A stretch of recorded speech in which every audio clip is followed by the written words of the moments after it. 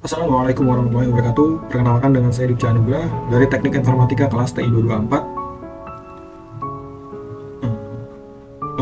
Langsung saja kita masuk ke materi. Tren pengangguran. Di sini saya akan membahas sebuah sistem prediksi dan visualisasi tren pengangguran di Indonesia menggunakan Big Data.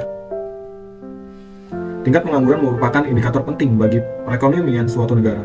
Tahun 2023 saja, tingkat pengangguran Indonesia dipengaruhi oleh berbagai faktor, termasuk tingkat pendidikan, kelompok umur, dan jenis kelamin. Untuk memberikan gambaran yang lebih jelas mengenai tren ini, kami mengembangkan sistem prediksi berbasis Big Data. Tujuan dari sistem ini untuk memprediksi tingkat pengangguran berdasarkan data statistik yang tersedia, serta memberikan wawasan penting tentang faktor-faktor yang mempengaruhinya.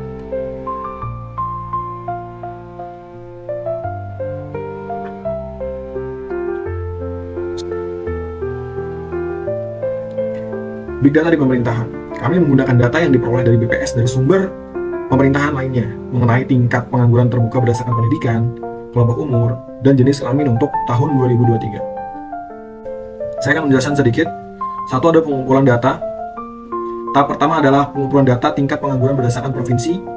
Data ini mencakup informasi tentang pengangguran menurut kelompok umur, tingkat pendidikan, dan jenis kelamin, serta diambil dari sumber-sumber resmi. Dua tuh pembersihan data. Data yang terkumpul seringkali memiliki nilai kosong atau inkonsistensi, seperti nama provinsi yang berbeda, formatnya. Tahap ini memastikan data siap untuk dianalisa dengan melakukan koreksi dan validasi. 3, ada analisa data. Data yang sudah bersih dianalisis untuk mendapatkan wawasan lebih dalam. Contohnya, analisis regresi digunakan untuk memprediksi tingkat pengangguran di masa depan berdasarkan pola historis. 4, visualisasi data. Hasil analisis divisualisasikan agar lebih mudah dipahami. Visualisasinya dilakukan dalam 3 bentuk. Pertama, yaitu peta interaktif, diagram jaringan, dan grafik tren. Kesimpulannya, dari hasil analisis dan visualisasi poin-poin penting dirangkum, misalnya provinsi dengan tingkat pengangguran tertinggi atau pola pengangguran berdasarkan kelompok tertentu. Diagram ini menunjukkan langkah sistematis yang dapat diikuti untuk memastikan proyek analisis dan prediksi tingkat pengangguran berjalan lebih baik dan menghasilkan informasi yang lebih dapat baik digunakan untuk mengambil keputusan. Kita masuk ke regresi linear.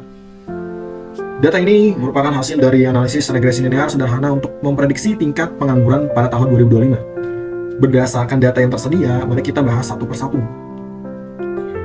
Mean Squared Error atau disingkat MSE 1,57. MSE adalah rata-rata dari kuadrat kesalahan prediksi atau selisih antara nilai aktual dan prediksi. Nilai MSE yang lebih kecil menunjukkan bahwa model regresi Anda memiliki tingkat kesalahan prediksi yang lebih rendah. Dalam hal ini, nilai 1,57 menunjukkan bahwa rata-rata kesalahan kuadrat dari model cukup kecil yang mengidentifikasikan model bekerja cukup baik. 2, yaitu ada koefisien regresi yang bernilai minus 0,582. Nah, penjelasannya, koefisien regresi menunjukkan hubungan antara variabel independen, misalnya tahun, dengan variabel dependen, misalnya tingkat pengangguran. Nilai negatif 0,582 menunjukkan bahwa untuk setiap kenaikan 1 unit atau per tahun, tingkat pengangguran diperkirakan menurun sebesar 0,82%. 0,582%. Artinya tren historis menunjukkan bahwa tingkat pengangguran cenderung menurun seiring waktu. Ketiga, ada intercap regresi yang bernilai 1182,8239 sekian.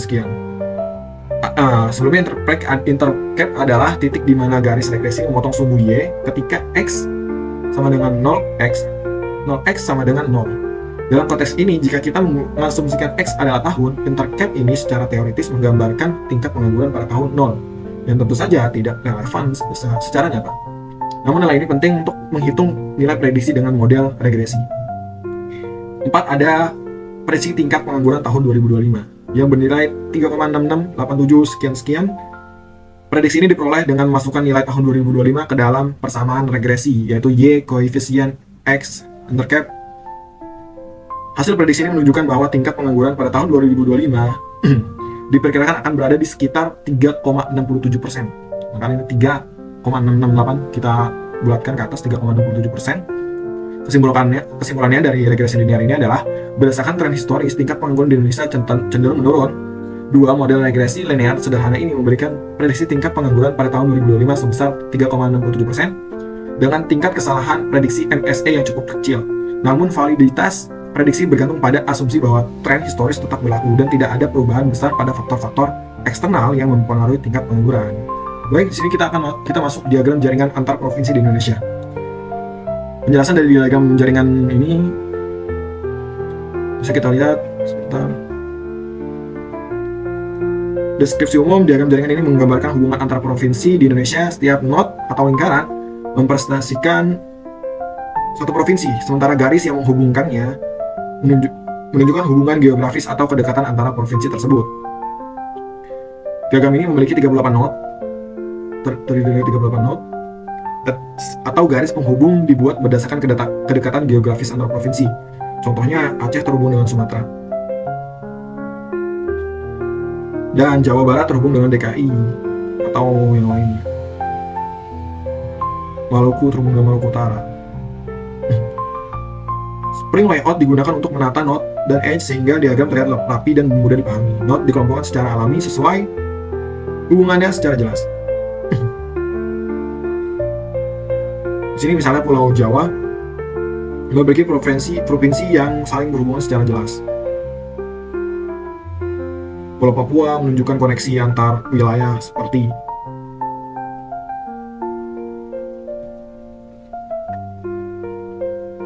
di Papua menghubungkan antara provinsi Papua Pegunungan, Papua Tengah, Papua Selatan, Papua Darat Daya, Papua Barat.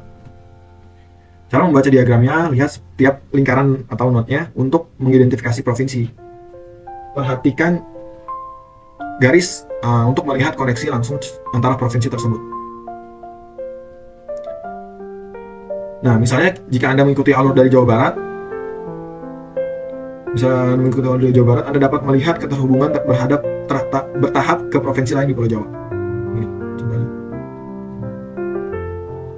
Nah, diagram ini bisa diperluas dengan data tambahan seperti tingkat pengangguran dan transportasi atau infrastruktur antar provinsi. Warna node juga dapat disesuaikan untuk mencerminkan informasi tambahan seperti tingkat ekonomi atau sosial. Ini adalah grafik tren pengangguran. Tingkat pengangguran berdasarkan kelompok umur 2023, grafiknya cenderung tinggi. Ini adalah data yang saya kumpulkan di tahun 2023. Umur 25 cukup tinggi. Umur 60 ke atas rendah. Dari 25 ke 29 juga udah mulai turun. 34.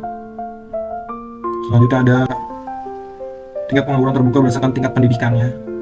Tidak bersekolah kecil, di sini adalah SMA, kejuruan, SMK ya, ini SMK berarti ini cukup tinggi. Lulusan universitas juga lebih tinggi dibandingkan SMP. Ini data tahun 2023. Selanjutnya ada tingkat pengangguran terbuka berdasarkan jenis kelamin. Laki-laki ya, pasti cenderung lebih tinggi dibandingkan perempuan. Selanjutnya ada tren pengangguran nasional. Tingkat penganggurannya dari 2023 ke 2024 cukup penurunannya cukup tinggi trennya.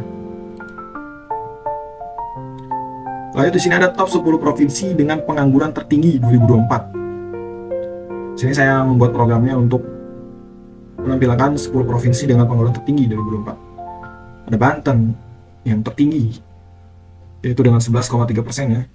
Kalimantan Timur, selanjutnya ada kedua tuh ada Kepulauan Riau 11,2%, Jawa Barat 11,1%, DKI Jakarta 9,7%. Ini adalah tingkat pengangguran per provinsinya 2023 sampai 2024. Ini adalah diagramnya. Kesimpulannya adalah proyek ini memberikan wawasan yang lebih dalam mengenai faktor-faktor yang mempengaruhi tingkat pengangguran di Indonesia, yang dapat digunakan oleh pemerintahan dan lembaga terkait dalam merumuskan kebijakan yang lebih tepat sasaran. Pengembangan lebih lanjut, kami berencana untuk mengintegrasikan machine learning untuk meningkatkan akurasi prediksi dan menggunakan data tambahan seperti data ekonomi, kebijakan sosial untuk model yang lebih komprehensif. Mungkin itu saja penjelasan dari saya, Rifci Anugrah. Apabila ada kekurangan atau ada pertanyaan bisa ditanyakan di kolom komentar. Sekian dari saya, pamit undur diri. Wassalamualaikum warahmatullahi wabarakatuh.